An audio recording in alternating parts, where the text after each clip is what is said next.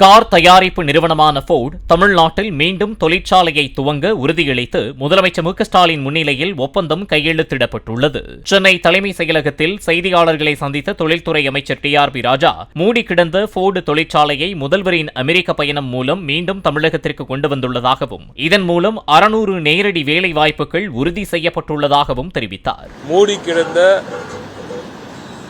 Ford நிறுவனம் தற்போது மீண்டும் திறக்கப்பட்டு சென்ற செப்டம்பர் மாதம் 2024ஆம் ஆண்டு மாண்புமிகு முதலமைச்சர் அவர்கள் அமெரிக்க பயணத்தில் சென்று துவக்கப்பட்ட இந்த பேச்சுவார்த்தைகள் இப்பொழுது வெற்றிகரமாக ஃபோர்டு நிறுவனத்தை மீண்டும் தமிழகத்திற்குள் கொண்டு வந்திருக்கிறோம். ஃபோர்டு நிறுவனம் 3250 கோடி ரூபாய் முதலீடு செய்ய போகிறது.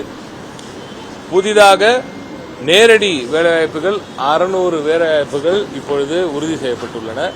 பிளே ஸ்டோர் மற்றும் ஆப் ஸ்டோரில் இருந்து பாலிமர் செயலியை QR கோடு மூலம் பதிவிறக்கம் செய்யுங்கள்.